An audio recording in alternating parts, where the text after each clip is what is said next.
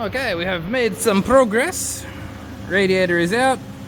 Super impressive. There's been a massive hit on the AC condenser. Actually, I'll get you underneath and have a look at the damage. Look at that.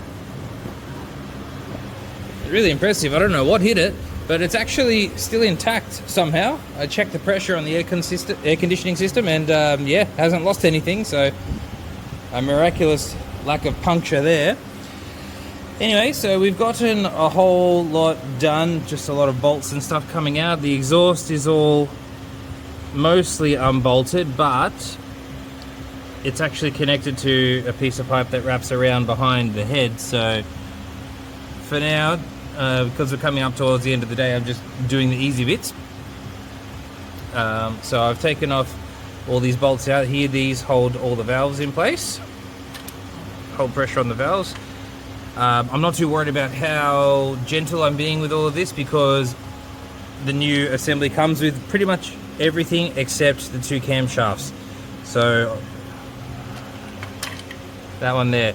So I don't need to worry too much about taking care of the valves and everything else, the springs, but I do need to be careful with the cams. And another piece of infinite Ford wisdom that I am not smart enough to fathom is that this head is a two-piece head assembly. So I need to take these out so I can take off these braces so that I can pull out the camshafts, but also so that I can get to the head bolts that are hidden under here. And in that whole process, this line here, that is the top half of this head. So I need to split this part from this part of the head before I can take the rest of the head off.